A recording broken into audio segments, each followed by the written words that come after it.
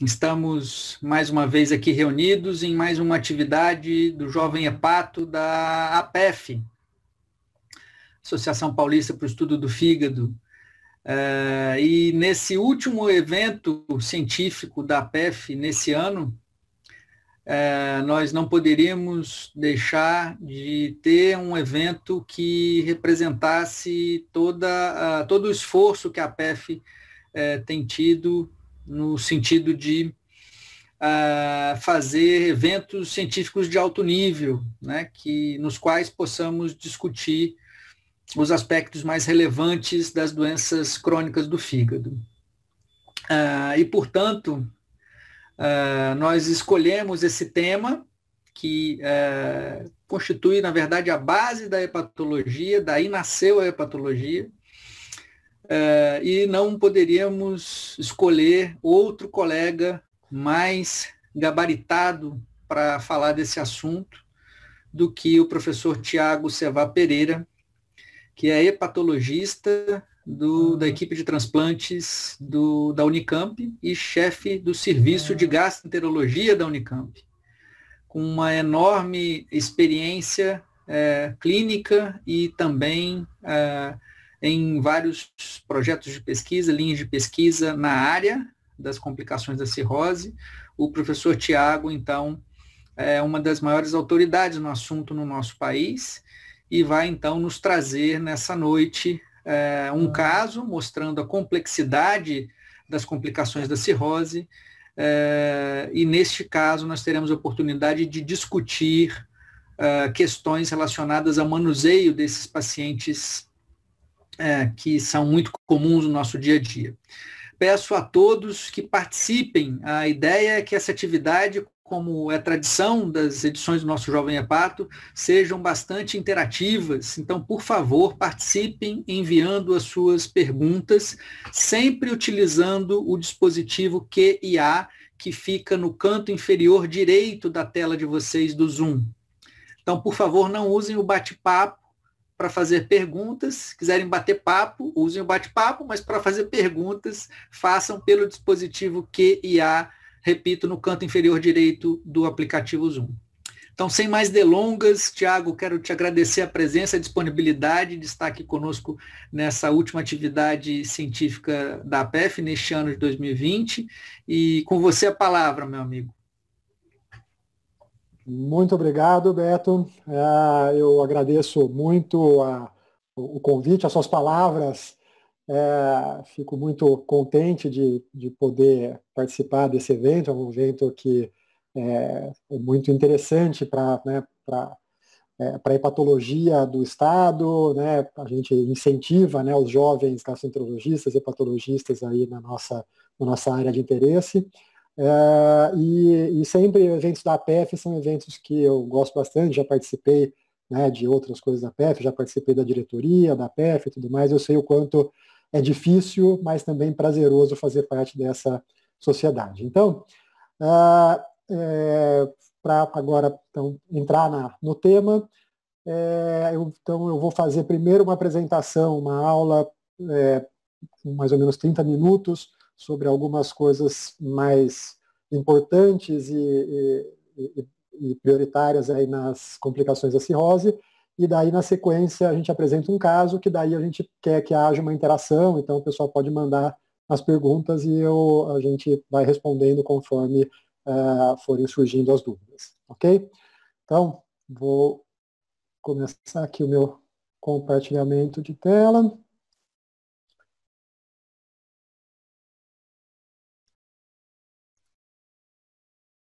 Acho que vocês já estão vendo, né?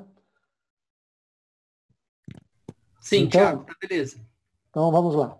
Então, assim, a gente vai falar sobre esse tema, complicações da cirrose, que, na verdade, como o professor Roberto falou, é talvez a base da hepatologia, né? A gente brincou outro dia que é a hepatologia raiz, né? Então, independente de que doença está na moda, independente de o que está subindo, o que está descendo, se tem droga nova, se tem droga velha, as complicações da cirrose sempre estarão lá, qualquer que seja a sua etiologia. E ainda é muito do que a gente faz no hospital, na enfermaria, lidar com essas complicações e que ainda vai ter durante provavelmente muitas décadas, mesmo com a melhora do tratamento das doenças que levam à cirrose. Então, o que a gente vai falar hoje, a gente vai falar rapidamente das complicações mais frequentes, manejo mais prático, né, das coisas estabelecidas, das complicações, das coisas mais de guideline, e a gente vai falar sobre algumas condutas modificadoras da doença nessas complicações da cirrose. Ok? Então, lembrando aqui, esse slide é um slide já de um artigo de 2004, já um pouco antigo, mas ele registra bem o que acontece nos pacientes com cirrose, né? Aqui são 200 pacientes com cirrose por vírus C, mas isso acontece com a grande maioria das etiologias, que, como primeira complicação mais comum, é a ascite. Em torno de 50% dos pacientes que têm complicação clínica vai abrir o quadro com ascite. Em torno de um terço com HDA, né, hemorragia digestiva, e em torno de 15% com infecção e 5% só se apresenta, pelo menos inicialmente, com encefalopatia. Ela costuma ser uma complicação mais tardia da cirrose. Como primeira complicação, ela é pouco comum. E nesses pacientes que têm a primeira manifestação, é importante lembrar que já uma porcentagem significativa, né, 15% a 16%, já tem um hepatocarcinoma. Às vezes isso é o que faz o paciente piorar. E lembrando que depende do tipo de complicação, a evolução a médio e longo prazo vai ser diferente. Então, veja, a hemorragia digestiva, que é essa primeira aqui, apesar de ser talvez a complicação mais aguda, né, que chama mais atenção, né, no pronto-socorro e tudo mais, vejam que é a que tem menos comprometimento da sobrevida. Por outro lado, a ascite encefalopatia, uma vez que você tem a primeira complicação, você já vai ter uma sobrevida média aí de menos do que 5 anos. Né? Não é à toa que esses estão previstos, por exemplo, na classificação de Child. E se você tem mais de uma complicação, a sobrevida é bem pior do que um paciente que tem uma só complicação. Sendo assim, tem várias maneiras da gente avaliar, né, clinicamente o estadiamento do paciente, a sobrevida, mas o que a gente costuma mostrar é isso aqui, que a gente tem pacientes que são clinicamente compensados, ou seja, aqueles pacientes que mesmo tendo cirrose, eles não têm ainda manifestação clínica, e nesses a gente tem aquele paciente ótimo, né, que é aquele paciente que não tem nem varizes, não tem nem hipertensão portal, se você fizer o gradiente da pressão portal baixa, né, menos do que 10, ou seja, não tem pressão portal clinicamente significativa, esse paciente tem uma sobrevida ótima. Um segundo estágio teria aquele paciente que ainda não tem varizes, mas já tem uma hipertensão portal clinicamente significativa, acima de 10 milímetros de mercúrio. Tem aquele paciente que já tem varizes, apesar de não ter tido hemorragia ainda. E já o descompensado é aquele que teve manifestação. Então, teve sangramento. Sangramento seria um estágio entre as complicações, como eu mostrei, que tem menos comprometimento da sobrevida, mas a primeira manifestação clínica não sangramento já tem uma descompensação mais importante, em geral a ascite. Uma segunda é pior ainda, e se você vai tendo as complicações mais tardias, né, ascite refratária, encefalopatia persistente, a coisa vai se complicando mais e a mortalidade a curto prazo vai aumentando. Então, vamos falar um pouco rapidamente da ascite, né? Então, a ascite é a mais comum, a mais frequente, né, das complicações, e uma das que tem maior comprometimento da qualidade de vida e sobrevida. Então, o que a gente sabe, isso aqui é básico, né? A gente já tem guidelines vários, mas que a recomendação de tratamento é em quem usa álcool, parar o uso de álcool. A primeira linha clínica, né, de tratamento clínico é dieta hipossódica associada a diuréticos orais, sempre com espironolactona e com ou sem furosemida, dependendo do grau de ascite e da resposta. E nos casos de ascite tensa, você já pode, desde o início, fazer uma paracentese de alívio e então associar dieta e diurético. Isso é o que a gente costuma fazer.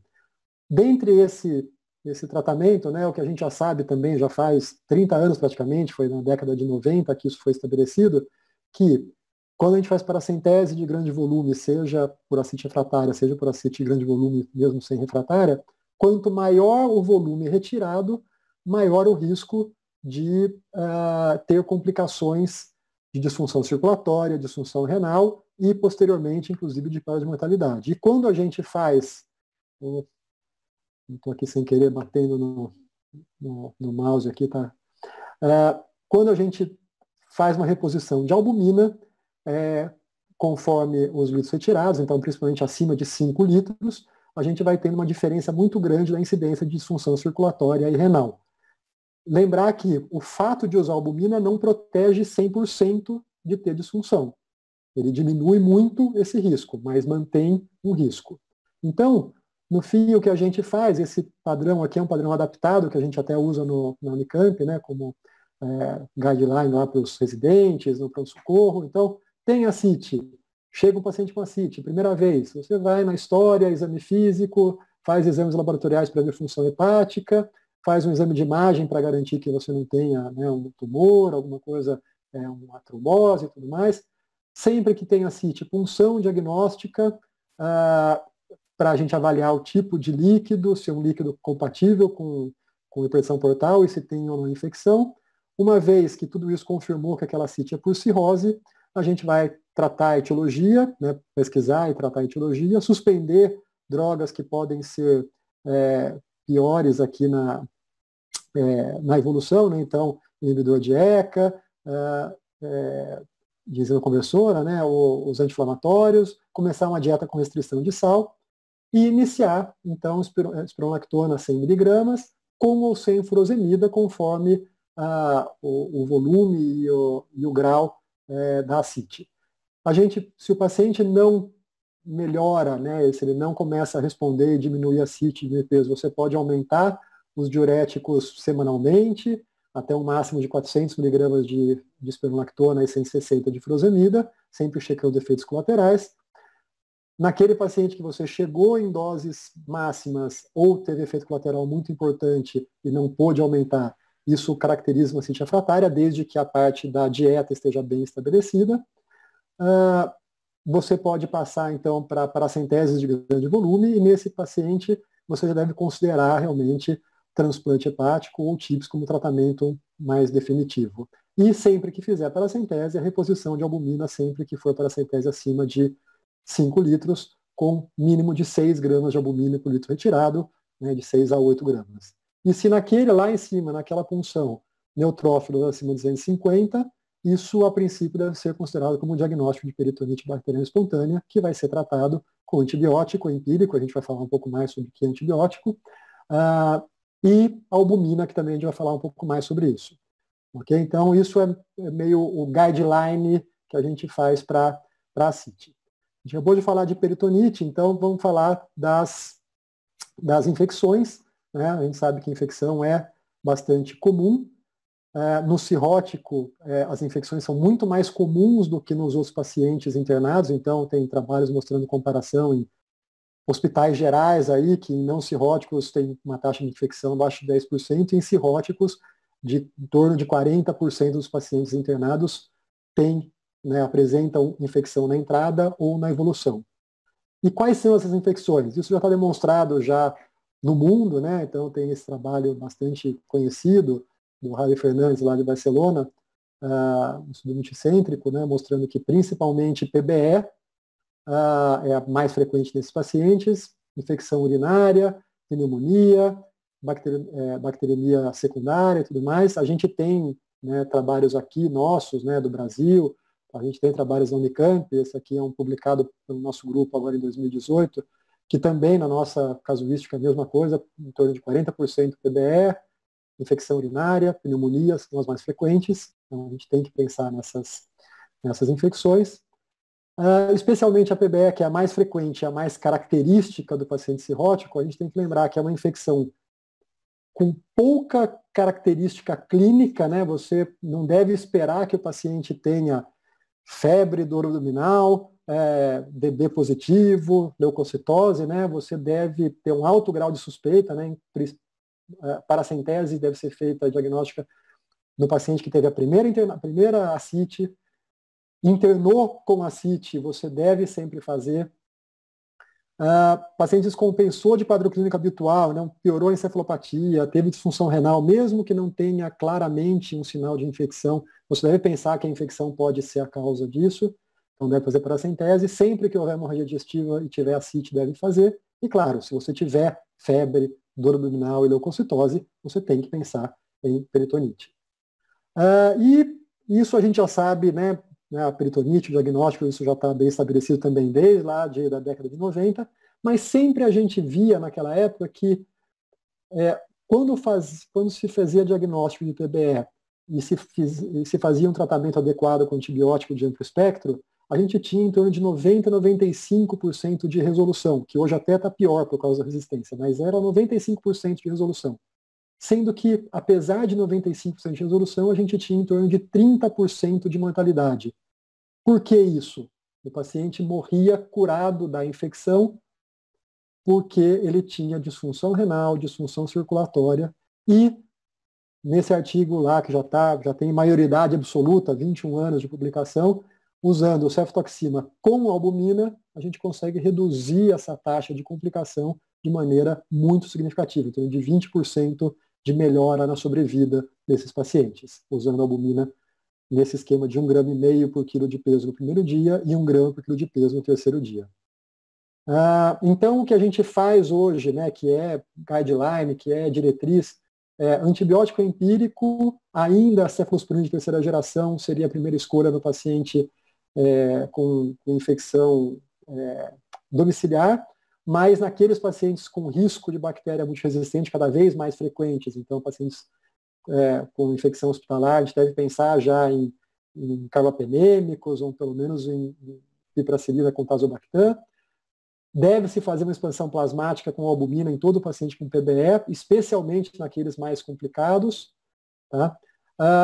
Deve-se fazer sempre controle com pelo menos 48 horas completas de antibióticos, deve fazer um controle, e o tempo mínimo de tratamento é de 5 dias, mas ele deve ser feito até a resolução. Okay? Então é isso que a gente faz. Aqui, como eu estava comentando sobre as infecções que hoje é um problema, infecções resistentes, esse trabalho bastante importante que saiu agora no Gastroenterology em 2019, a gente fez parte desse trabalho multicêntrico, que, vejam aqui, em pacientes com contato prévio com o serviço de saúde, não aqueles pacientes que vêm muito no hospital, fazem paracentese de repetição, eventualmente fazem hemodiálise, por exemplo, a chance de você ter pacientes com uma sensibilidade para cefalosporina de terceira geração, veja, é de 60% só. E se a gente estiver falando de paciente com infecção hospitalar, mesmo de piperacillina tazobactam, é em torno de 60%. Então, nesses pacientes, a gente pode ter que lançar mão já desde o início de, talvez, carbapenêmicos. Então, aqui mostrando que o nosso grupo, né, da Unicamp, foi o grupo que mais incluiu pacientes na América do Sul, tá, nesse trabalho, e mostrando que isso acontece aqui também. E isso é um problema para a gente, porque se a gente sabe que na cirrose as infecções bacterianas elas causam risco de infecção, de insuficiência orgânica e mortalidade, se você tem bactérias multiresistentes, a resposta antibiótica é pior, o risco, então, de insuficiência orgânica e de mortalidade é ainda maior. Tá? Uma dessas complicações de insuficiência orgânica é a lesão renal aguda, né? A gente hoje tem essa nomenclatura de lesão renal aguda, ou AC, e toda vez que a gente discute lesão renal aguda em cirrótico com o pessoal da clínica médica, com os hospitalistas, né, com os clínicos aí das enfermarias, sempre a preocupação é hepatorrenal. E claro que é hepatorrenal. Mas, vejam, é importante que a gente note que os pacientes cirróticos eles têm uma alta prevalência de ter pré-renal. São pacientes que têm já uma perfusão renal já um pouco prejudicada, eles têm uma volemia relativa mais baixa, eles têm um desvio de perfusão para leito esplâncnico, por causa da vasodilatação esplâncnica, enquanto que o rim está com vasoconstrição. Então, qualquer diminuição de volume adicional causa uma pré-renal. Vejam que em torno só de 20% você vai ter realmente hepatorrenal dos pacientes que fazem lesão renal aguda. Isso também se comprova, a gente, né, esse trabalho que a gente fez junto com o pessoal de São José do Rio Preto, né, apresentado há uns 3 anos atrás. Desculpe, está passando aqui sem eu querer. Vejam que a pré-renal é muito mais frequente do que a hepatorrenal, porém, a pré-renal é a que tem melhor sobrevida, enquanto a hepatorrenal e a intrínseca renal são as piores. E agora, também nesse trabalho do nosso grupo lá, da Nayana, publicado agora no passado, também a gente fez uma avaliação de 154 internações com cirrose, e vejam, mais de 50% dos pacientes nossos que internaram em algum momento tiveram AC, mas a maioria pré-renal, e dentro da pré-renal, quando a gente põe a hepatorrenal, é só 10%. Mas é importante notar aqui, ó, que naquelas respondedoras a volume clássicas, mortalidade baixa. Na hepatorrenal, propriamente dita, já sobe bastante. E naquelas que já tem lesão renal mesmo, né, parenquimatosa, maioria das vezes NTA, você já tem uma mortalidade muito maior. Então, é importante a gente entender quem são esses pacientes. Né? A maioria aqui, ó, são pacientes de pré-renal. Então, a gente tem que ficar atento a causas de pré-renal. Então, o que a gente faz hoje é o padrão que já está nos últimos anos colocado, que naqueles pacientes com disfunção mais leve, né, disfunção estadio A, a gente só faz a monitorização, remover fatores de risco, né, então avaliar a infecção, tratar a infecção se tiver, diminuir diurético ou retirar, tirar novas drogas nefrotóxicas. Se o paciente estabilizar ou melhorar, você vai monitorar. Se ele tiver progressão, ou se ele já chegar para a gente com aquela disfunção renal, já com creatinina acima de 1,5, já com aumento de mais do que 50% e principalmente acima de 100%, né, de dobrar o nível de creatinina, a gente, além de buscar infecção, tirar drogas nefrotóxicas, a gente vai fazer uma expansão com albumina, em geral por 2 dias, né, 1 grama por quilo de peso, para avaliar se esse paciente é aquele com pré-renal responsivo ao volume ou não. Se ele melhorou, a gente daí sim volta e vai avaliar o que a gente pode fazer para não ter de novo o mesmo problema. Se ele não tiver resposta, a gente vai avaliar todos os critérios de hepatorrenal. Se forem positivos, aí tratar como hepatorrenal, com vasoconstritores, né, telepressina, eventualmente noradrenalina com albumina. Se não tiver os critérios, ele já tiver critério específico de AC por NTA e tudo mais, vai receber tratamento específico de acordo com o tipo de lesão renal. Rapidamente falando sobre a hemorragia digestiva, que é uma das complicações também mais frequentes, o que a gente faz é o que já está também em todos os protocolos, tem protocolos brasileiros, baveno, americano, europeu. O que é importante é lembrar que chegou o paciente com HDA, avaliar se ele tem sinais de hipertensão portal, se ele já tem história de doença hepática ou se ele tem sinais clínicos ou laboratoriais de hipertensão portal, avaliação de culturas na infecção, ressuscitação, que na verdade é a primeira coisa, né, paciente que tem garantir vias aéreas, né, garantir circulatório, né, então pacientes com reposição volêmica, principalmente se houver a regra do 100, né, que é acima de 100 de frequência cardíaca, abaixo de 100 de PA sistólica, a gente deve dar expansão volêmica, preferencialmente com cristalóide aqui nesse momento, e transfusão, que inicialmente a gente faz uma política mais restritiva de HB, a gente vai transfundir se tiver HB abaixo de 7. Tá? Entendendo essas características, a gente já inicia imediatamente com terapia farmacológica específica para hemorragia digestiva varicosa, então octreotide ou telepressina, isso depende de cada serviço, o que é mais disponível, né? Na Unicamp a gente usa muito octreotide, a telepressina é mais restrita, a gente usa mais para hepatorrenal, mas é uma boa opção também.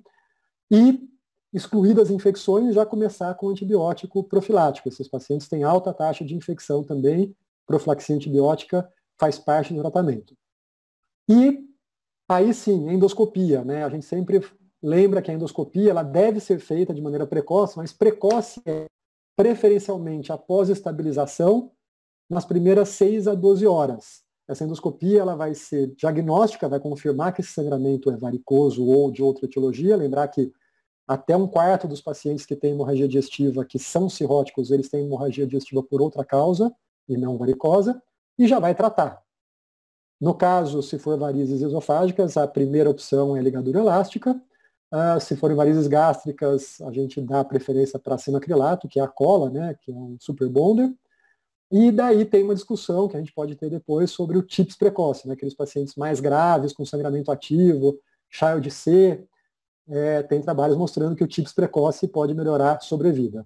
A gente vai manter a terapia farmacológica no mínimo por 2 dias, mas preferencialmente por mais tempo, até 5 dias, e profilaxia antibiótica até 7 dias ou até a alta. Né? E daí sim, se mantiver sangramento, a gente pode usar o TIPS como resgate, ou nova endoscopia, ou fazer bolos de octreotide, e naquele paciente que a maioria que a gente consegue controlar, saiu do tratamento da hemorragia, profilaxia secundária. Então, esse paciente tem que ir de alta já com beta-bloqueador, se possível, e programado endoscopia na próxima. E, por último, aqui a gente vai falar sobre condutas possíveis de modificação da doença. O melhor tratamento para complicações da cirrose é não tê-las. Então, entendendo o que acontece na cirrose, lembrando da disfunção circulatória e cardíaca da cirrose, a gente tem pacientes com cirrose que tem hipertensão portal, insuficiência hepática, isso gera uma translocação bacteriana aumentada, porque a congestão esplâncnica e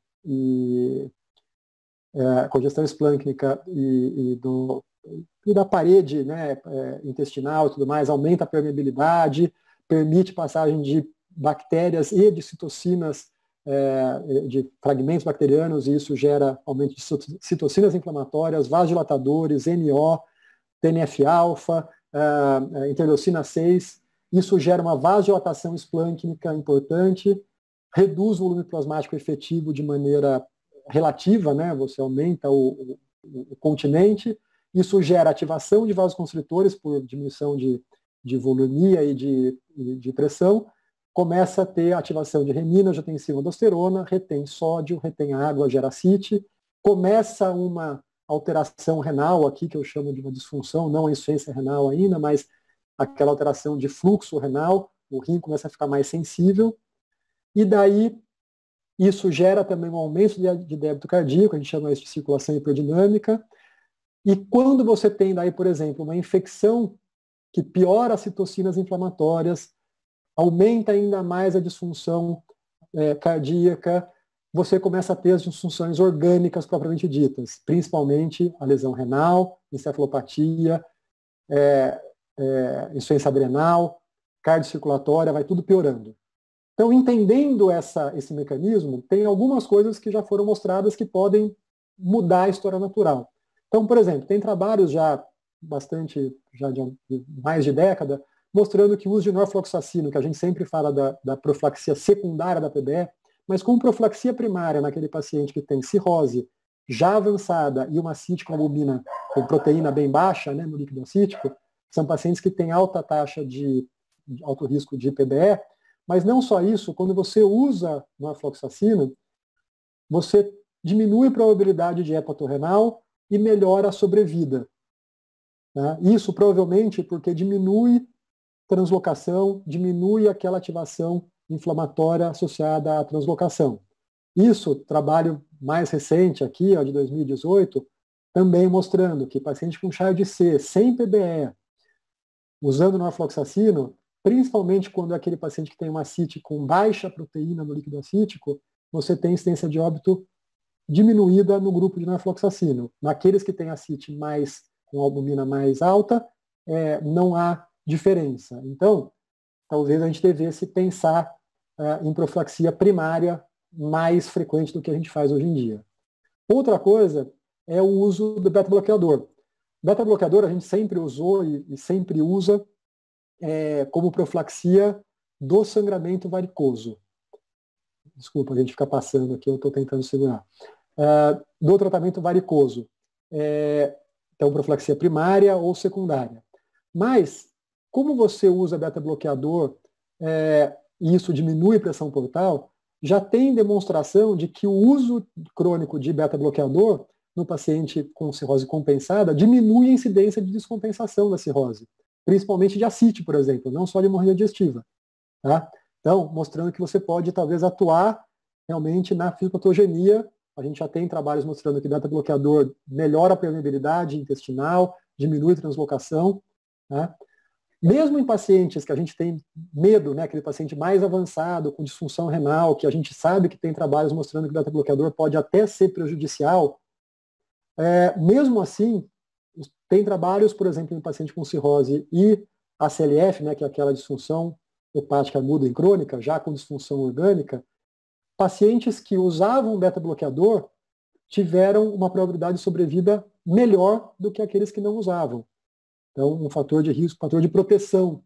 E isso, a gente tem um doutorado da doutora Tirzá, que talvez esteja nos ouvindo, que deve ser terminado no ano que vem, que a gente acompanhou pacientes com cirrose e infecção, que tiveram a CLF, e efetivamente, na nossa avaliação, vejam, com óbito bastante importante, 50% dos pacientes morrem em 6 meses, mas o uso de beta-bloqueador foi um fator protetor para a mortalidade. Então, mostrando que talvez o tratamento com beta-bloqueador possa trazer benefício a longo prazo. E, por último aqui, uma coisa que está em moda aí nos últimos, já foi testado várias vezes lá atrás, há 20 anos, há 10 anos, mas hoje tem trabalhos, né, nos últimos 2 anos saíram trabalhos importantes, trabalhos importantes mostrando o uso da albumina não apenas como reposição de paracentese ou na PBE ou na hepatorenal, mas uso de albumina ambulatorial em pacientes com ascite. E vejam, trabalho randomizado com uma N bastante importante, que aquele paciente que usava, além do tratamento padrão, albumina, tiveram uma sobrevida melhor. E não só sobrevida melhor, mas o tempo até a primeira paracentese depois do início do tratamento foi muito maior no paciente que usava albumina, quer dizer, demorou mais para ele fazer a primeira paracentese, e ele teve menos PBE, teve menos infecções não PBE, teve menos encefalopatia, teve menos disfunção renal, e uma coisa que a gente se preocupa quando a gente dá muito volume, poderia piorar a HbA, não piorou a HbA. Então, talvez a albumina tenha uma ação não só como colóide, mas uma ação como tratamento. A gente já sabe que ela diminui, ela se liga às citocinas inflamatórias, ela diminui aquela vasodilatação. E aqui, vejam, é um outro trabalho agora de 2019, com um padrão parecido, em ascite aqui refratária já. Pacientes com ascite refratária, esse aqui não foi randomizado, mas mostrando que, usando albumina, os pacientes tiveram maior probabilidade de estar livre de internação por ascite, por encefalopatia, e por PBE e por infecções não PBE. Então, mostrando que, muito provavelmente, a gente pode ter um uso de albumina ambulatorial, né, crônico nesses pacientes. Esse mesmo trabalho, né, mostrando que tempo livre total de internação foi diferente e mortalidade foi diferente. Ok? Então, a gente teve aí, são 7h33, então tivemos aí 30 minutos. E agora, então, baseado nessa apresentação, que obviamente falta um monte de coisa que a gente podia falar aí muito tempo sobre complicações da cirrose, outras maneiras de tratar, encefalopatia que a gente não falou, trombose de porta que a gente não falou, mas essas são as mais comuns. Então, eu trouxe um caso, que é um caso nosso de alguns anos atrás, para a gente poder, a partir dele, fazer algumas discussões sobre esses temas que eu levantei. Ok? Lembrar que as perguntas fazem para aquele QIA. Então, vamos lá. Esse paciente é um paciente do sexo masculino, tinha 46 anos quando foi internado, já sabidamente cirrótico, tinha vírus C mais álcool, estava em uso de álcool, já sabia ter uma ascite, ele já tinha ascite moderada, estava tratando, mais ou menos controlado, e sabia ter varizes esofágicas, mas nunca tinha sangrado. E ele teve hematêmese e melena e veio para o hospital já com um quadro de melena há 2 dias. Chegou para a gente com 8/6 de pressão, né, 80/60 de mercúrio, uma frequência de 110. E com esse laboratório logo de início, um HB de 8,1, plaqueta de 76 reduzida, uma creatinina de 1,1 limítrofe, um RNI 1,8, bilirrubina de 2,8, albumina de 2,9 e uma hiponatremia leve. Isso caracteriza um MELD de 18, um Child Pug B com 9 pontos. E daí a gente tem que pensar em algumas coisas que a gente tem que fazer. Então, ele chega com alguma alteração circulatória, com HB baixo, com plaqueta baixa, com RNI alterado. Então, temos algumas coisas que a gente poderia discutir. Então, por exemplo, assim, a gente deve dar volume, muito volume, pouco volume, a gente deve transfundir sangue, né, produtos sanguíneos, então a gente deve dar concentrado de hemácia, a gente deve dar plasma fresco, a gente deve dar plaqueta. Então, o que vocês fariam se o pessoal mandar aí, ou doutor Beto, o que a gente faria para esse paciente específico?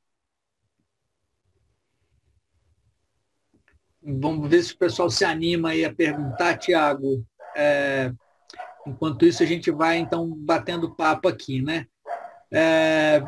Uma coisa que os residentes sempre perguntam, certamente os seus residentes também perguntam, essa coisa da política restritiva de transfusão de hemocomponentes, né?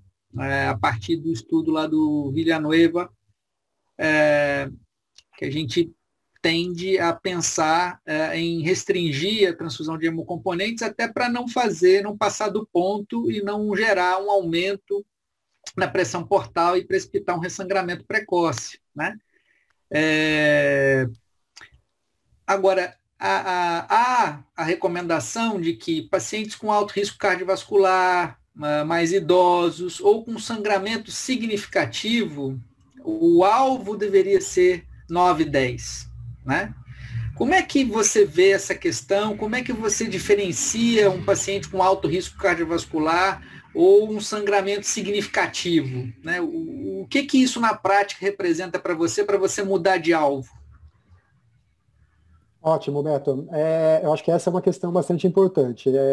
A gente tem que lembrar que todos os trabalhos, o trabalho do Villanueva, que eu vou até mostrar aqui um gráficozinho só, ele mostra que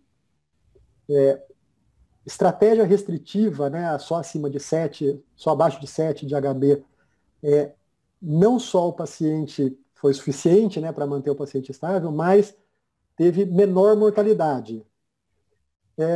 Esse trabalho excluiu pacientes que chegaram chocados ou com sangramento de grande volume, aquele paciente que tem dificuldade até de estabilizar, e eram pacientes que não eram idosos e não tinham histórico prévio de doença cardiovascular. Então, o que eu acho é o seguinte, esse paciente, como esse aqui, que chegou conversando, não tinha uma grande instabilidade, apesar de estar com pressão e pulso um pouco alterados, e não está com sangramento ativo, não é aquele paciente que está tendo hematêmese na sua frente e tudo mais, a gente pode ir com alguma tranquilidade com alvo de 7. Mas eu considero que pacientes mais idosos, principalmente acima de 70 anos, paciente com qualquer diagnóstico prévio de infarto ou de angina, e paciente que chega, aquele paciente que chega correndo, né, chega com o pessoal gritando no corredor e tal, o paciente está assim, chocado, esse paciente a gente não deve nem esperar o HB, a gente deve transfundir porque a gente sabe que que ele precisa de transfusão de maneira mais importante. Mas os trabalhos de fisiopatogenia disso, até com ratos e tal, são muito interessantes, né? Eles sangram o rato lá com hipertensão portal, avaliam quanto que sangrou e veem que o paciente que você não deu nada de volume, o rato, né? Ele morre mais.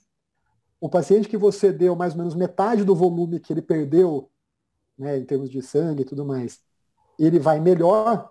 E o rato que você repôs tudo que ele perdeu, ele sangra mais. O volume de sangramento no final é maior, porque você volta a estabelecer muita pressão e ele volta a sangrar.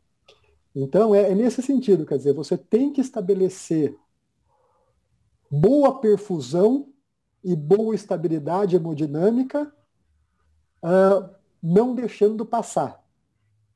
Então, eu gosto muito da regra do 100, lá, assim, nosso objetivo também, o próprio volume é tentar melhorar a pressão para dar uma sistólica acima de 100, ou uma PAM de 60 a 65. Cirrótico, mais do que isso, provavelmente você não vai nem conseguir. E sangue, assim, com cautela. Eu faria isso. Beleza. E não sei se eu posso fazer mais alguma pergunta aqui nesse momento, ou você quer passar? Não. Eu acho que vale a pena, talvez, se ninguém se dispôs, talvez falar o pessoal adora, né, paciente cirrótico, plaquetopênico e coagulopata. Isso. E aí, né? Vamos, para quem que a gente dá, quais são os parâmetros para a gente dar plasma, plaqueta e tudo mais. Eu acho muito curioso, né, Tiago, que no Baveno 6 existe ali textualmente a informação de que não há uma recomendação rotineira para transfusão. No entanto, muitos serviços transfundem com plaqueta abaixo de 40 mil. Então, queria saber qual a sua visão sobre isso, se vocês têm aí uma jurisprudência na Unicamp. O que a gente, relação a esse... assim, o que é bom, o que é importante que todo mundo entenda é que nunca conseguiu se provar, ou nunca conseguiu se demonstrar, que o sangramento varicoso, ele de alguma forma depende da coagulopatia desse paciente. Né? Tem trabalhos que usaram fator 7 recombinante, que normaliza em minutos o RMI desse paciente, com plaqueta e tudo mais. Nunca conseguiu se mostrar que esses pacientes que tenham mais coagulopatia evoluem pior. Tá? Só que também a gente sabe que tem alguns trabalhos que mostram que menos o RNI, mas principalmente a plaqueta muito baixa, ela pode ter algum efeito realmente na evolução do paciente. A dificuldade é saber se é pelo fato de que tem plaqueta baixa ou se o paciente que tem plaqueta mais baixa tem hipertensão portal maior. Quer dizer, se ela é um fator associado ou causal. A gente tenta não transfundir plasma e plaqueta. Mas, particularmente, pacientes com alterações que fogem do nosso habitual, que nos deixam desconfortáveis, o paciente cirrótico, esse paciente com RNI de 1,8, plaqueta de 70 mil, 60 mil, esse é o nosso dia a dia. Nesse eu não faço nada, e às vezes brigo com o pessoal lá do pronto-socorro para não fazer.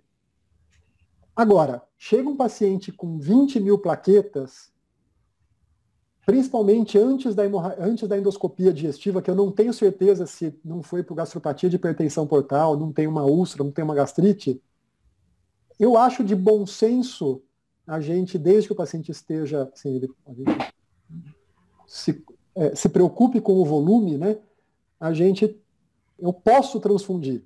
O que eu sempre falo com os residentes é o seguinte: o que todos os guidelines mostram é não existe uma recomendação baseada em evidência para transfundir. Mas também não existe nenhuma recomendação baseada em evidência para não transfundir. Então, simplesmente não existe a recomendação. Entendemos a fisiopatogenia e tentamos evitar. Tá? Mas o paciente chega, por exemplo, com RNI acima de 2,5, 3, plaqueta abaixo de 30 mil, principalmente, eu tenho dificuldade de não fazer reposição, principalmente antes da endoscopia. Uhum. Fez a endoscopia, era uma variz, estava sangrando aquele ponto, eu fiz ligadura daquele ponto e parou, tranquilamente eu paro de dar com o que tiver que dar. Mas antes, às vezes, eu acho que o paciente pode se beneficiar, porque ele pode estar sangrando de outra coisa. Maravilha. Tiago, apareceu uma pergunta aqui. Do Isaac Newton Fernandes Oliveira. Ele conta que já atendeu uma paciente na emergência da clínica médica devido a hematêmese volumosa, que tinha história prévia de trombose de veia porta há mais de 5 anos, que já não estava em tratamento para tal, imagino sem anticoagulante. sem cirrose e que também fazia uso de anti-inflamatórios não esteroidais. No contexto clínico, como poderia manejar uma HDA por varizes ou úlcera péptica? Observação, não tinha endoscopia disponível naquele momento. E aí, Tiago, eu já emendo duas perguntas que eu estava querendo fazer antes que o Isaac mandasse essa, né? Que tem tudo a ver com a pergunta dele. A primeira é, você consegue colocar na cabeça das pessoas na Unicamp, porque eu tenho dificuldade aqui na Escola Paulista muitas vezes, que o tratamento é combinado, ou seja, vasoconstritor mais endoscopia, e você consegue fazer vasoconstritor antes da endoscopia, e nesse paciente, como manuseá-lo?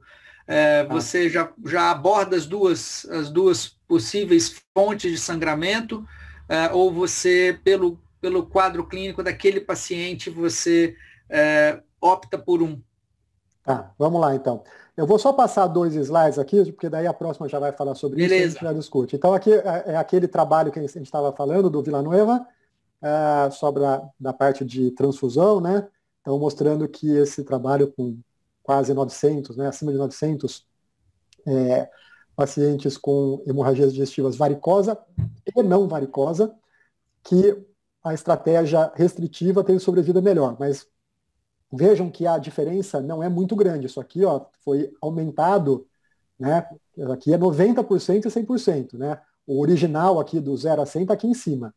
Então, mas existe e é estatisticamente significativa. Então, é isso que a gente se baseia, e as orientações, tanto do Baveno 6 quanto do próprio consenso brasileiro, é de manejo preferencialmente na terapia intensiva, que é muito difícil nos nossos serviços públicos. Em geral, esse paciente está no pronto-socorro, tá? E as UTIs muitas vezes não querem o paciente cirrótico, né? Se não tiver uma UTI já focada em gastroenterologia ou em patologia. Ressuscitação volêmica criteriosa, né? Pensando naquela regra lá da pressão sistólica acima de 100 e frequência para baixo de 100. E terapia transfuncional cuidadosa, né? Pensando num alvo aí acima de 7. Então aí a gente vai chegar nas drogas, né? Drogas específicas para hipertensão portal. Então, pegando o gancho aí do Isaac, assim, o que eu acho se você tem sinal ou tem diagnóstico de hipertensão portal, até prove contrário, faça uma droga para hipertensão portal. Octreotide ou telepressina. Apesar da telepressina ter mais evidência do ponto de vista até de mortalidade do que o octreotide, em trabalhos tentando comparação direta, nunca se mostrou uma grande diferença de superioridade de uma sobre a outra. E, por outro lado, o octreotide ele tem menos efeito colateral do que a telepressina. Então, eu sempre falo lá, né, eu quero ter os dois na Unicamp, mas se eu tiver que escolher um para ter no pronto-socorro, que vai ser usado por outras pessoas que não são especialistas, para o cara do plantonista e tudo mais, o octreotide é mais fácil, tem menos problema do que a telepressina. Eu acho que a telepressina talvez até seja um pouco melhor, mas talvez para uso desenfreado e genérico, eu acho até que é mais seguro o octreotide. Agora, nesse paciente, se ele tem alta chance de ter também outra coisa, até a endoscopia, eu faria as duas coisas. Dá octreotide e faz dose plena de inibidor de bomba. Eu acho que tem que fazer. Mas não em todos. Eu não faço dose plena de omeprazol, de pantoprazol, para toda a hemorragia digestiva, quando eu acho que tem tudo para ser varicosa. Tem gente que acha que tem que fazer para todo mundo. Eu acho que não. O paciente tem alguma chance de ter, já teve úlcera, tem anti-inflamatório e tudo mais, ok. Se não, octreotide e endoscopia. Se não for, tira o octreotide. Fez endoscopia, não tem varizes, ou não é das varizes, é de uma úlcera, tira, beleza. A gente na Unicamp, Beto, a gente hoje em dia consegue, na maioria dos pacientes, fazer a droga lá, mas no pronto-socorro antes da endoscopia. Até porque, assim, todo ano, né, no começo do ano, lá em março, a gente tem que fazer toda a ladainha de novo e tudo mais. Aquele que eu mostrei, aquele esqueminha que eu mostrei na aula, é um PDF que eu tenho lá, que eu dividi em dois para dar na aula, mas é um PDF que eu tenho, que eu montei, e a gente deixa isso no protocolo da intranet do hospital, a gente manda para todos os residentes de clínica e tal, a gente manda para o da cirurgia, e a gente eu sou plantonista da endoscopia também. Chegou o paciente sangrando, antes de fazer qualquer coisa, a primeira coisa que eles fazem é ligar para a endoscopia, né? Eu sempre falo, já fez droga? Não, liguei para vocês. Não é para ligar para a gente, é para fazer, para ressuscitar, fazer a droga, fazer isso, e daí a gente vai. Mas o fato deles ligarem já nos dá a oportunidade de toda vez falar. Tem cirrose? Tem sinal de cirrose? Tem sinal de pressão portal? Tem. Então, já prescreve. Está aqui, ó, mando para você. Está aqui o protocolo. Já prescreve. Vai fazendo isso e depois a gente vai fazendo endoscopia. Mas é todo dia. Todo dia a gente fala. Tá? Então, nesse caso, eu faria isso. Então, em relação à droga, é isso que você falou. Quer dizer, o que a gente faz telepressina ou octreotide, a somatostatina também é possível, mas eu não conheço nenhum serviço que faz somatostatina hoje em dia, tá? Aqui no Brasil, em São Paulo, é sempre telepressina ou octreotide, mas o que é importante que as pessoas acreditem é isso aqui, ó. O controle imediato com tratamento farmacológico é de 75% a 80%. Não é pouco, não. Tá? É muito grande. Então, deve ser feito. Ah, mas e depois? Se eu fiz a endoscopia antes, não coloquei a octreotide e vi que era, mas já tratei. Ainda assim, faça. Por quê? Porque diminui muito a taxa de ressangramento precoce. Tem trabalhos aqui, vejam, meta-análises feitas há 20 anos. Eu não estou falando de nada novo. É meta-análise com um monte de trabalho feitos há 20 anos, que melhora a hemostasia, seja em paciente que já fez endoscopia no começo, ou seja em paciente que não fez, seja em todos, melhora a hemostasia, melhora a mortalidade, diminui ressangramento precoce. Então, tem que fazer. O maior problema nosso na Unicamp não é conseguir fazer a octreotide. Fez a endoscopia, o pessoal já quer mandar para casa. Falar, já fez a endoscopia, tá tudo certo, veio aqui para fazer endoscopia. Tira a octreotide e manda para casa. Isso para a gente é o pior.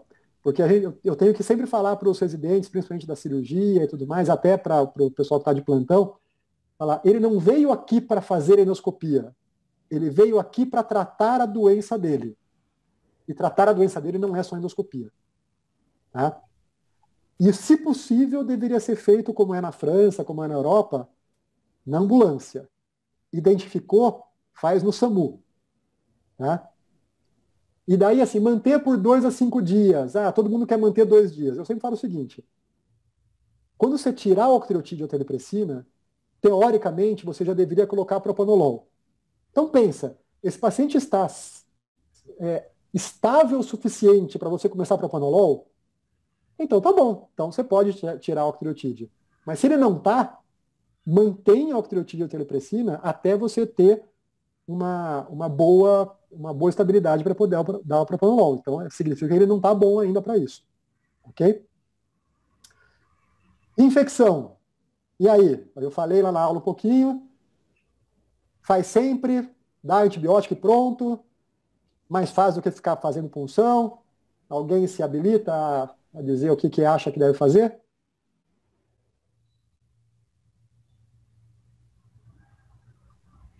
Boa, o Thiago, desculpa, só um pit stop antes da infecção, tem uma segunda pergunta aqui, agora da Laura, paciente chocado na UTI, necessitando de nora em doses altas, continua o octreotide ou não? É uma boa pergunta. Veja, o octreotide ele não tem muito efeito vasoconstritor e não faz muita diferença do ponto de vista da hemodinâmica. Em geral, se você está precisando de noradrenalina, esse paciente está chocado, em geral, por hipovolemia, e a chance dele sangrar pela hipertensão portal, porque ele está com uma pressão portal muito grande, já é mais baixa dele estar sangrando ativamente. Né? O próprio choque faz diminuir a pressão. Mas eu, em geral, deixo. Agora, nesses casos, às vezes a telepressina é uma boa opção, porque a telepressina ela tem um bom efeito vasoconstritor, ele até pode ser usado como vasoconstritor, e já faz esse efeito de uma vasoconstrição mais específica lá do leito esplâncnico, diminuindo a pressão portal. Então, às vezes, neste paciente, a telepressina pode ser uma opção que meio que já faz as duas coisas, tá?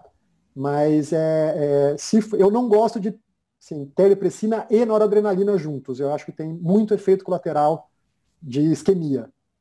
Mas a noradrenalina com octreotide, eu acho que é possível, você pode manter. Tá? Não sei se você, Beto, tem alguma... Eu concordo, eu concordo. Tem até um trabalho do grupo do professor Sarin, na Índia, que eles avaliaram a telepressina como segunda droga vasopressora. Talvez seja uma boa opção como segunda droga vasopressora em cirróticos, com choque séptico, por exemplo. Mas a gente também tenta evitar, né? Particularmente pacientes com grande risco cardiovascular, é bem complicado usar telepressina sozinha, quanto mais junto com noradrenalina. Eles fazem, né? Eles fazem coisa, não é só de livro, né? A gente vê fazer. Fazem mesmo. Fazer a complicação. O Tiagão, tem uma outra pergunta aqui da Rosamar. Boa noite. Que prazer. Então, poxa. Deve ser pergunta difícil da Rosamar, deve ser difícil. Então, tô com medo. Ela pergunta sobre a eritromicina, né? E eu também queria te fazer essa pergunta antes mesmo da Rosamar mandar. Na nossa época de residente, Tiago, provavelmente você teve a mesma experiência que eu. Ai de mim se não passasse uma sonda nasogástrica e não lavasse o estômago do paciente e mandasse o paciente para endoscopia. Ai de mim, né? E hoje em dia todo mundo morre de medo de passar sonda. Eu não sei explicar exatamente por quê. E queria te perguntar aí, pegando carona na pergunta da Rosamar, como é a conduta de vocês? Sonda todo mundo, não sonda? Vocês têm eritromicina? Você acha que, tendo eritromicina, não precisa de passar sonda? Beto, então assim, a gente já conseguiu em alguns momentos eritromicina. Às vezes vai lá, monta o protocolo, conversa com a farmácia, consegue eritromicina e tal, e a gente já conseguiu algumas vezes. Eu vou te falar que eu não tenho a gente não conseguiu fazer tanto a ponto de eu conseguir dizer que a minha experiência muda muito. Mas os trabalhos todos mostram que muda e os casos que eu fiz foram muito bons. A maioria dos que eu fiz com eritromicina não tinha muito sangue no estômago. Particularmente num paciente que conseguiu fazer tudo certinho, veja, 80% dos pacientes que eu dei octreotide, telepressina e tudo mais, eles pararam de sangrar.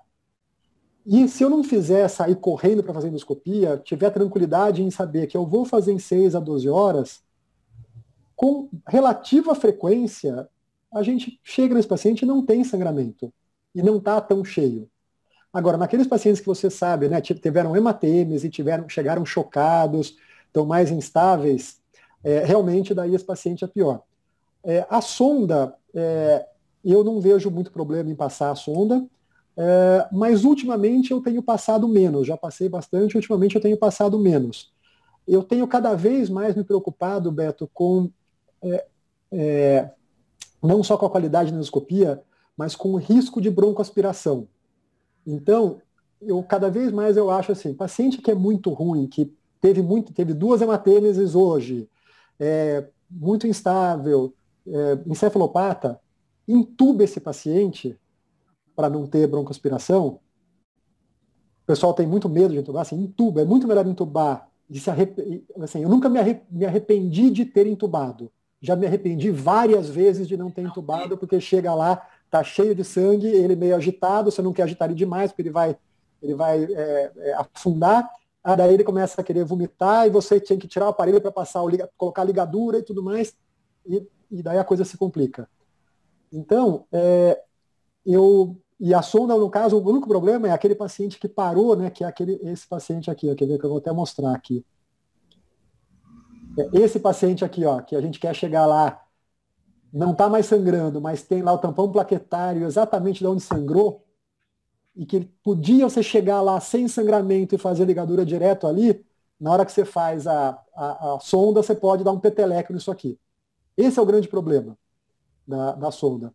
Então, sim, o que eu acho hoje, paciente mais ou menos estável, eu não passo sonda, eu faço a droga vasoativa, eu estabilizo e entro sem nada. Se eu tiver eritromicina, que atualmente eu não estou conseguindo, mas no começo do ano a gente estava conseguindo, se fosse em horário comercial, com a farmácia central aberta, mas não a do pronto-socorro, daí a gente conseguia.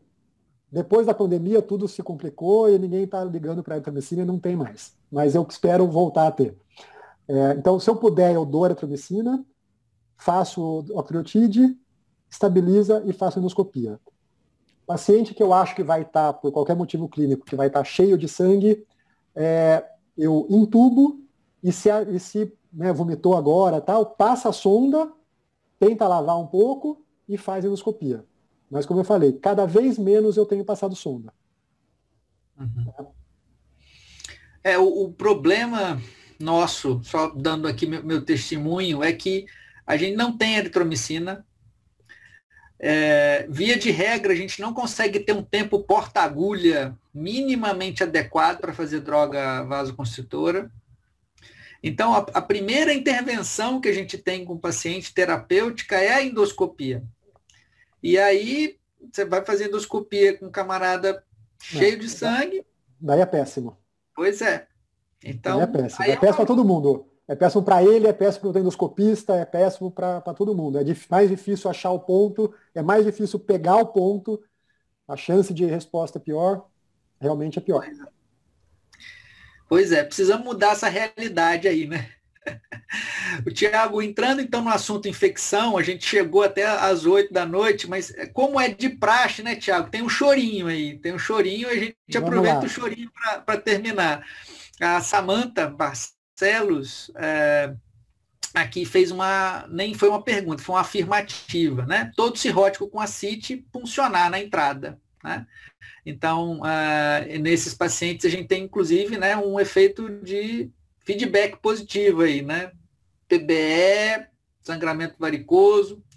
Então, só a título de introdução desse item aí. É isso mesmo. A gente vê muitas vezes, o pessoal já aprendeu a fazer antibiótico, mas muita gente no pronto-socorro fala, já que vai fazer antibiótico, nem vou fazer nada. E daí você perde o timing, perde o tratamento adequado, perde o controle do que você está fazendo. Então, a gente faz exame de urina, a gente faz punção de líquido acítico quando tem, faz um raio-x de tórax, se o paciente tiver condição de fazer, ausculta e tudo mais. E daí, assim, não tem nada, faz antibiótico profilático. Trate como a infecção que você achou. E daí tem a história de que antibiótico dá, né, que pode ser quinolona ou cefalosporina.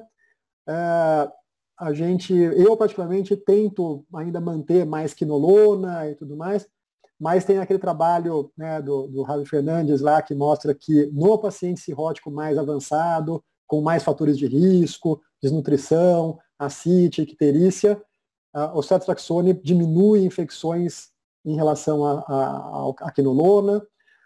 E no fim, na verdade, na prática, chega no pronto-socorro, o pessoal põe Rocefin e pronto, né? Põe ceftriaxone e pronto. Eu acho que isso aumenta um pouco a chance de resistência. Mas nesse paciente, por exemplo, que não era um paciente tão complicado, não estava encefalopata, tem ascite, mas não era tão desnutrido, poderia ser usado só quinolona. E daí a endoscopia que a gente já discutiu aí, né? Então, o que a gente prefere é achar o paciente desse jeito, sem o sangramento e achando o ponto. Isso é o melhor para o paciente e para o endoscopista fazer uma endoscopia mais eficaz. Paciente cheio de sangue ou sangrando ativamente é muito mais estressante e menor chance de fazer. Mas isso tem que estar claro, ó, todos os guidelines. Mais rápido possível, mas mais rápido é 6 a 12 horas. Não precisa ser em 1 hora. ligadura elástica como primeira opção, escleroterapia como segunda. E o cianoacrilato para as varizes gástricas e alguns trabalhos mostrando que para paciente cirrótico com varizes esofágicas também, chaio de C, poderia ser usado. Então, a gente faria aqui volume criterioso. No caso desse paciente, não precisaria de sangue nem de PFC. Tem que dar a droga, tem que rastrear a infecção. Nesse paciente foi rastreado, ele não tinha PBE, e fazer endoscopia no momento correto. A gente tinha algumas outras coisas que a gente podia falar aqui, mas chegamos às 8, falamos mais sobre outras coisas, porque esse paciente, na verdade, ele evoluiu desse jeito aqui, ó. Ele fez octreotide, a gente fez cipro, HB ficou jóia, ele não sangrou mais, PA ficou boa, mas aqui, ó, no primeiro, 2 dias depois, a diurese estava boa e a creatinina estava boa. No 4º dia subiu um pouquinho a creatinina e ureia, a diurese diminuiu. E a gente achou aqui, bom, é um AQ1A, a gente deu um pouquinho mais de soro. E no 5º dia, quando a gente foi ver, diurese 450 e creatinina de 2,6. E daí a pergunta que fica aí, se a gente tiver mais 5 minutinhos, e agora? Vamos lá, temos sim. E agora? Tiago, enquanto o pessoal tem uma outra pergunta aqui, e também vai ter relação aí também até com essa sua pergunta aí, né? Se a CIT for muito pequena, como é que vocês fazem? Vocês insistem em tentar funcionar guiada por ultrassom? Vocês pressupõem que existe ali uma PBE e a gente estica o tratamento, lida como PBE, por exemplo, fazendo albumina antes? Ou não? Se é uma CIT de difícil punção, aquela CIT meio laminar e tal, a gente tem ultrassom, a gente na nossa enfermaria, a gente tem, né, na gastro, a gente tem ultrassom nosso e tem ultrassom no pronto-socorro. Então, o nosso residente passa todo dia no pronto-socorro, então mesmo que o pessoal do pronto-socorro não tenha, às vezes, mão para funcionar uma CIT pequena, se é um paciente que a gente tem uma CIT pelo menos percutível, a gente vai tentar fazer. Tá? Mesmo que se não seja naquele momento, às vezes entra com antibiótico, mas no dia seguinte passou lá, tenta funcionar. Se é uma CIT muito laminar, eu não fico insistindo, eu talvez seja um pouco mais abrangente no antibiótico, daí nesse caso eu dou mesmo o Rocefin. E o paciente que é aquele paciente da PBE é um paciente que, em geral, aumenta a CIT rapidamente, porque o próprio processo inflamatório aumenta a CIT. Então, aquele cara que tem uma CIT pequena e que se mantém pequena, dificilmente ele é um PBE. Apesar que eu já peguei esses pacientes que... É raro, mas eu tenho essa mesma impressão, a gente insiste lá, mas é extremamente comum, né? O paciente chega com a CIT pequenininha, faz um rastreio infeccioso, não se conseguiu funcionar, bom, pelo sim, vai um Rocefin, né? Mas eu não, nesse paciente, em geral, eu não faço albumina. Não, nem eu. A gente pega no dia seguinte, né? Alguém pensou isso, não consigo funcionar, então vai um Rocefin. Porque a albumina, nesse caso, ela pode ter efeito deletério, né? Do mesmo jeito que o sangue, né? Você aumenta muito a volemia, você pode, nesse momento que ele acabou de sangrar, ele pode piorar a pressão portal. Então, nesse momento, eu não gosto. Muito importante você reforçar isso, né? A gente tem que ter bom senso. Essa informação aí que você enfatizou é realmente fundamental. Não é comum, é um evento razoavelmente raro você ter uma PBE com a CIT de pequeno volume, né? Então a gente precisa se lembrar disso. Não é impossível, mas é bem incomum. E aqui alguém faria alguma coisa aqui específica? Qual que seria a sua primeira conduta aqui? Ó? Teve a disfunção renal aqui, fez um AC. Né? Vamos ver se alguém se anima a colaborar aqui com a discussão. Por favor, mandem suas perguntas pelo Q&A. Temos algumas aqui. Agora o pessoal animou.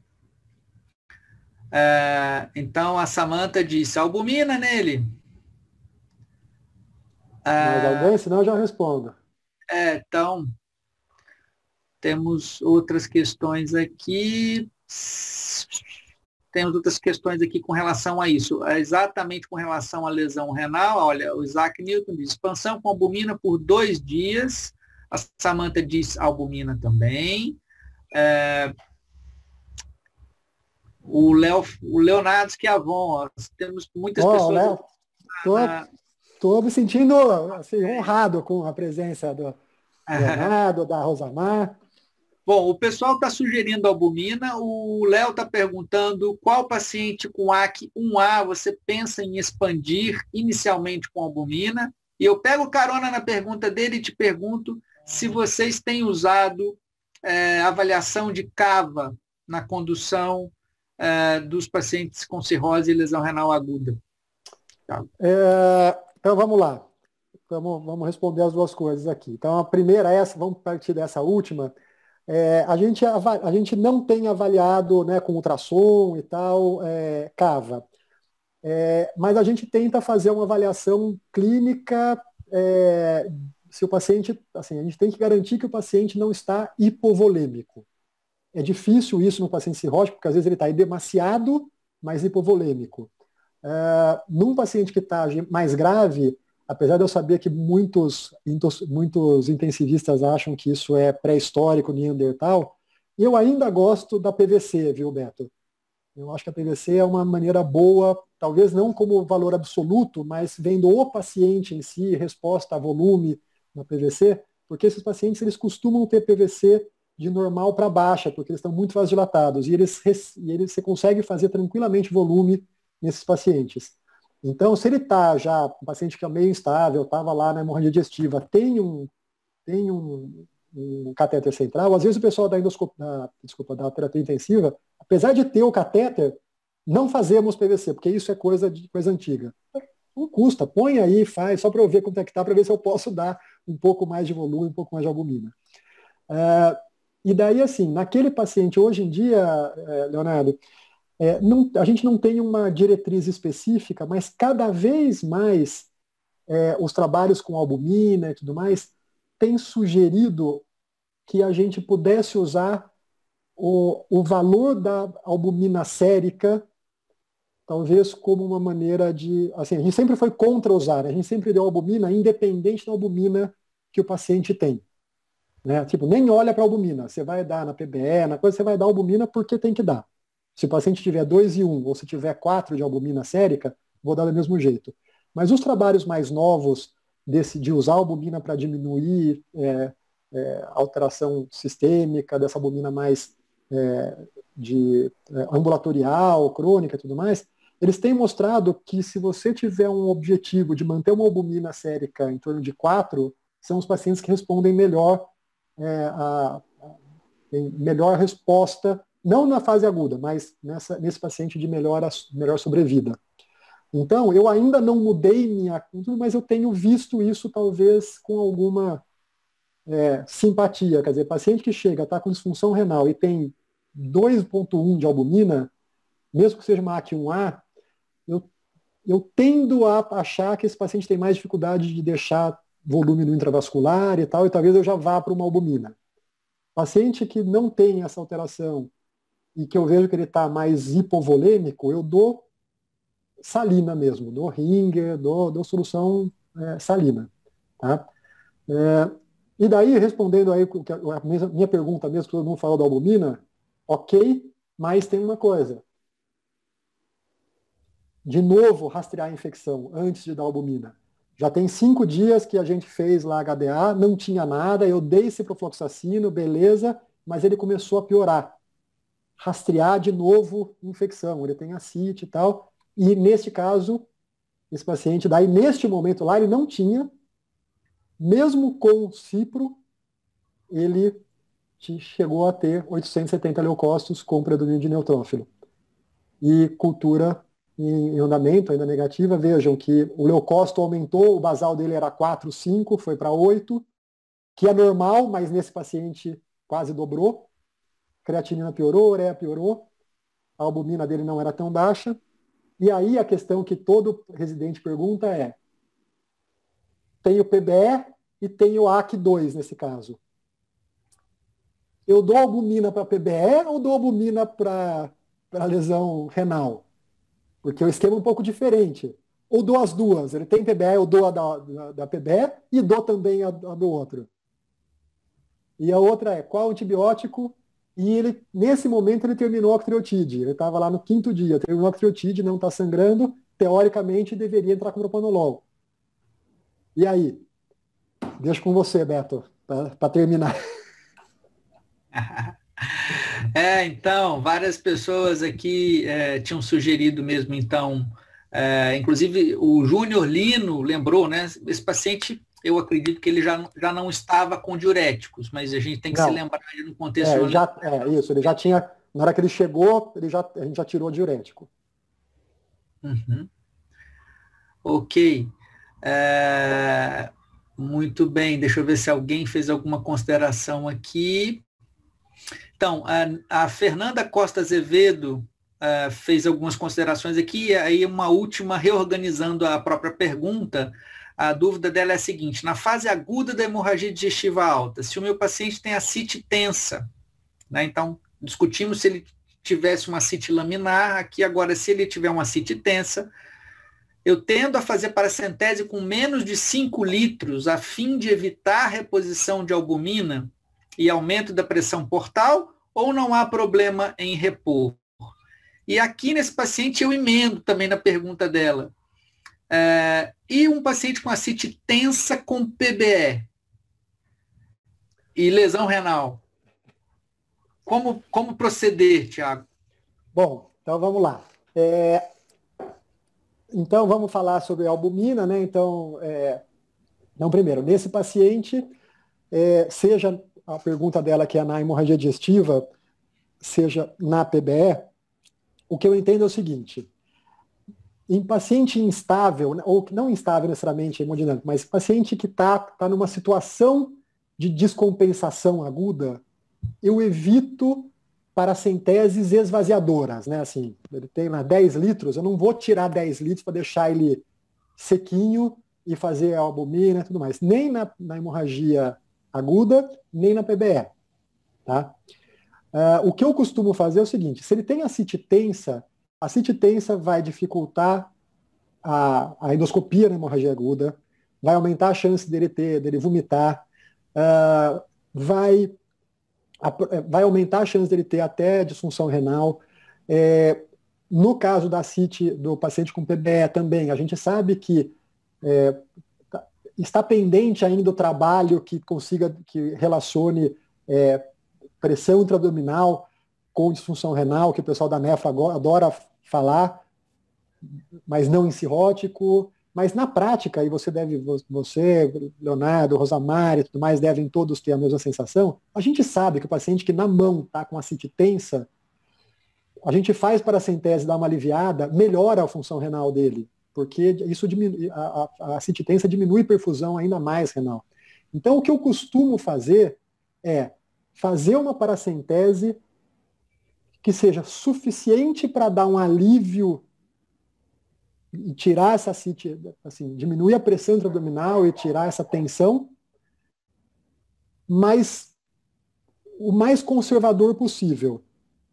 Se vai ser com albumina ou não, sinceramente, se eu tiver entre 4 ou 5 litros, às vezes até eu tiro 5 litros, 5, 6 litros, se for uma ascite muito volumosa, porque dar albumina, dar 3 frascos ou 4 frascos de albumina, são 150 ml, não é nada demais.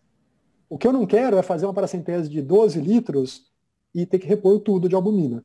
Então, eu não tenho um valor que eu falo assim, eu vou tentar não dar 5 litros, não tirar 5 litros para não dar albumina. Às vezes, tirar 4 e não dar albumina aumenta o risco, talvez, de disfunção renal. Às vezes eu prefiro tirar 5 e dar albumina.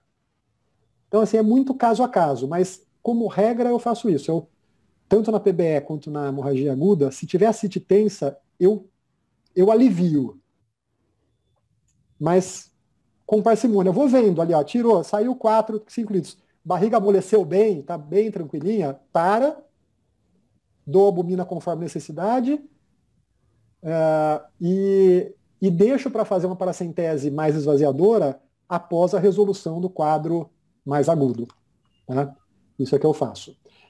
Não sei se tinha mais alguma coisa que você perguntou. Concordo integralmente, Tiago. Nos dois contextos é exatamente essa a nossa conduta também. A gente evita fazer paracenteses mais volumosas E acho que o importante é a gente se lembrar que esses pacientes têm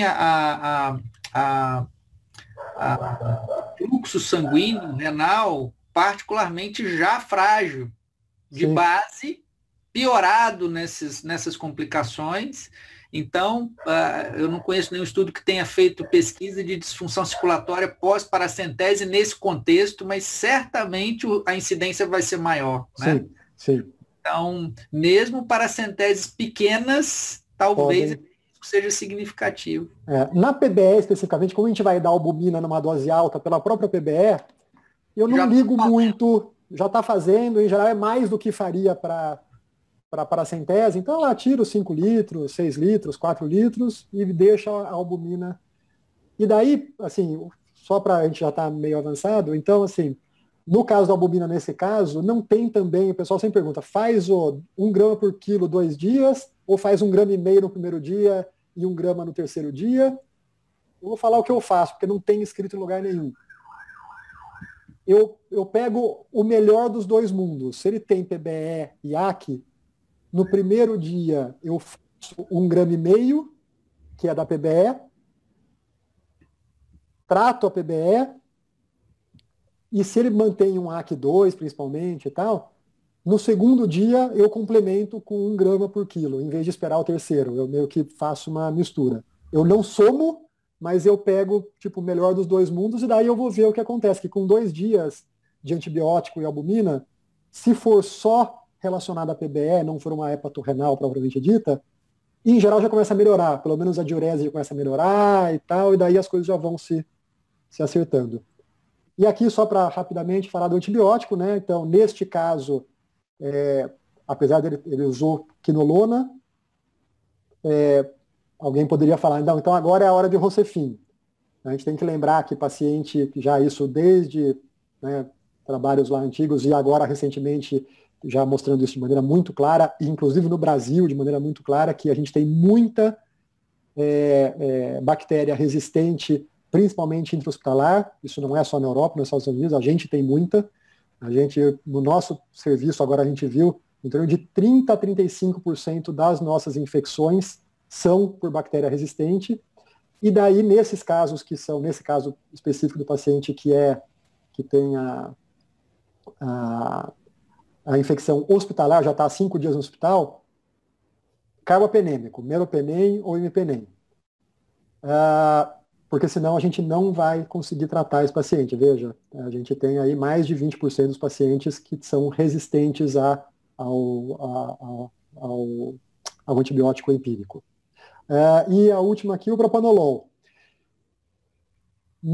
Assim, eu sempre que eu termino a actividade eu dou propanolol, mas nesse caso do paciente com ascite, PBE, disfunção renal, eu não faço nada que vai piorar mais ainda perfusão e pressão.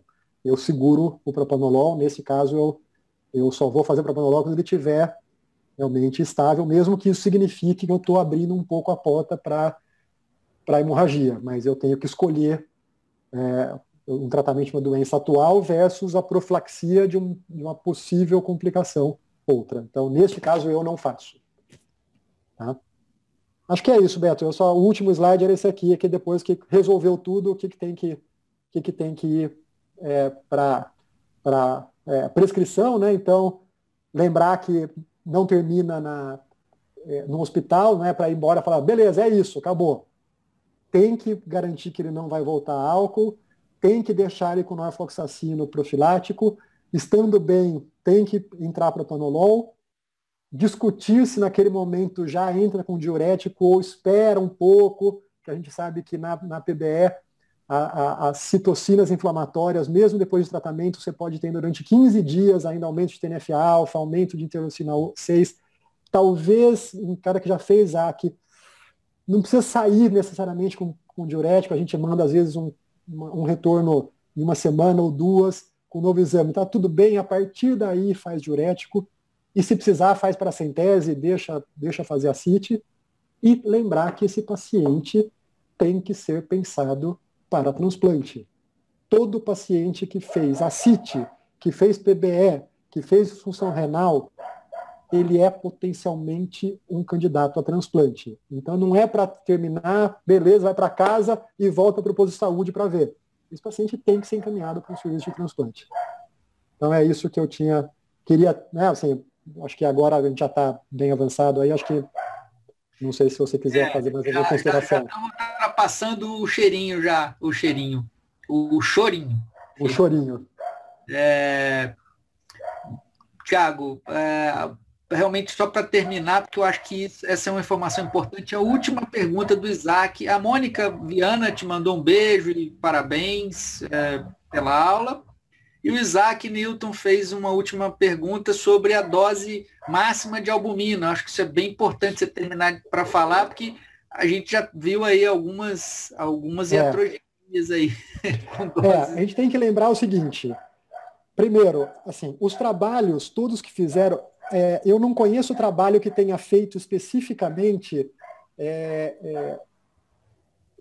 comparação randomizado tal com dose máxima tal, mas na verdade todos os trabalhos, a maioria dos trabalhos, já de princípio limitou a 10 frascos de albumina, né, 100 gramas de albumina. Então todos esses que fizeram para PBE, para AC e tudo mais, eles nem fizeram o teste, né, eles limitaram em 10.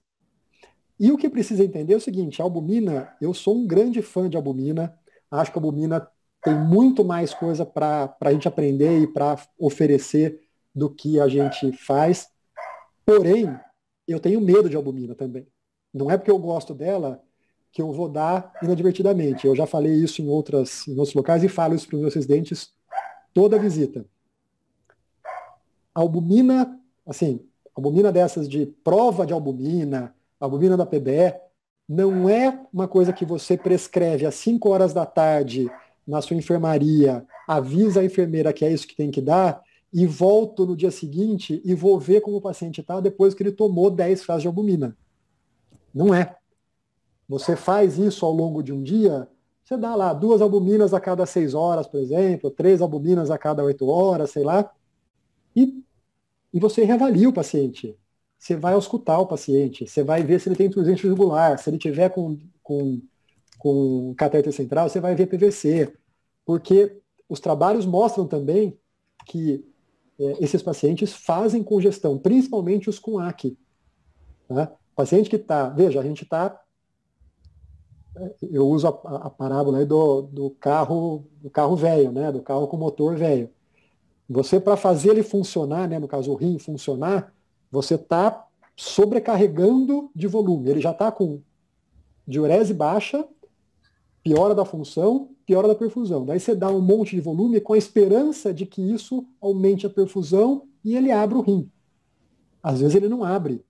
E você deu um monte de volume para ele e ele não abriu. Ele faz edema agudo. Tem paciente que tem disfunção cardíaca que a gente fica meio...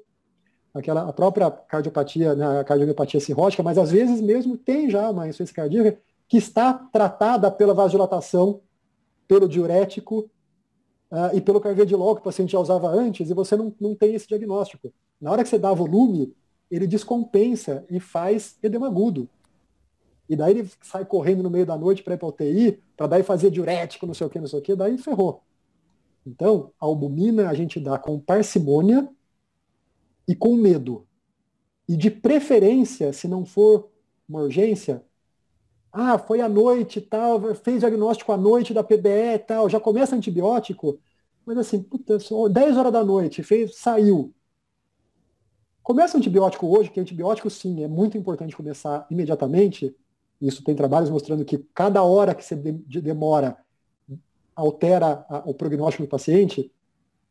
Mas a albumina faz o seguinte: amanhã, às 7 horas, eu prescrevo albumina, que eu estou aí, eu já prescrevo, a gente começa às 7 e eu vejo esse paciente junto. Ótimo conselho, Tiago. A gente não podia terminar de modo melhor. O Terra fez uma última pergunta, se você puder em 15 segundos responder. O que você acha de albumina nas infecções não PBE? Você usa, não usa, tem algumas? O Terra tinha que colocar isso, né? E ainda por cima falar em 15 minutos. Terra. 15 segundos. 15 segundos, desculpa. Dá para falar em 15 minutos ou em 30 minutos. Terra, eu acho assim, como regra, num hospital escola, o que eu falo para os meus residentes e tal, eu falo o seguinte: saibam diferenciar as indicações que você tem, que são absolutas, são protocolares, são de diretriz. E saiba quais são aquelas que você faz, mas elas são duvidosas. E você escolheu para aquele paciente que você acha, considerando tudo que você sabe, que esse paciente merece. Então, na prática, eu faço o seguinte: eu não faço de regra albumina em infecções não PBE. Eu não faço de regra. Mas eu sou liberal em pequenas alterações de função renal, e daí entra o que o Leonardo tinha perguntado lá atrás, em quem que você, num AQ1A, por exemplo, você já faz albumina. Se é um AQ1A de um paciente que tem uma infecção não PBE, e ele subiu de 1 para 1,4 de creatinina e diminuiu diurese, mas ele é infectado, talvez nesse paciente eu seja mais liberal e já dá albumina.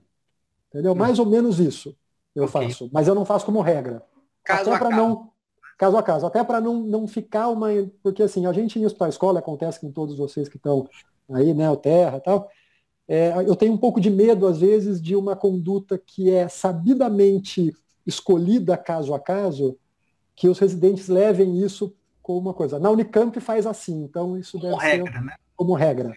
A gente tem sempre que chamar a atenção de que condutas de caso a caso é caso a caso. Né? Não são regra. Muito bem, Tiago. Olha, a gente, né, podia ficar aqui conversando um tempão, mas eu acho que a gente cumpriu totalmente aí o programa, abordamos os pontos principais das principais complicações, né, de um paciente cirrótico. Excelente o caso que você escolheu. Então, queria te agradecer enormemente por sua participação. Eu fico muito satisfeito de a gente ter terminado todos esses eventos científicos, né, do meu período como presidente da PEF, com essa edição do Jovem Hepático. Acho que a gente fechou com chave de ouro. Queria também agradecer a participação de todos os nossos ouvintes, telespectadores. Eu ainda não me acostumei, não sei direito como chamar todo mundo, a nossa plateia virtual. Foram ótimas as perguntas e ótimas as intervenções de todos. Queria lembrar a todos que essas aulas todas vão para o canal da APEF no YouTube. Então, por favor, se inscrevam, né?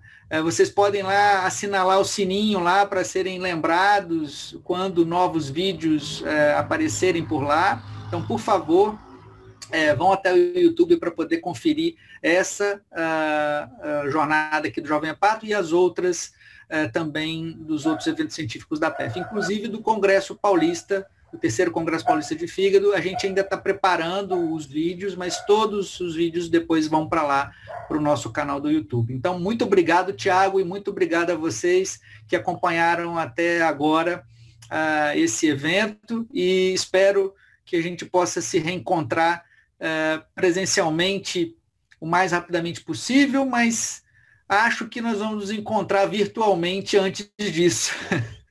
Então, um abraço, Tiago, e muito obrigado a todos aí pela presença. Obrigado, Roberto. Foi um grande prazer participar, e um abraço a todos os que assistiram, e especialmente aos meus amigos aí que fizeram perguntas capciosas. Né? E parabéns, Beto, pela sua gestão aí na PEF, que foi, como esperado, brilhante, apesar de todas as dificuldades que você teve, que devem ter sido maiores do que as habituais. Então, assim, realmente, parabéns. Tá bom? Obrigado. Grande abraço. Abraço.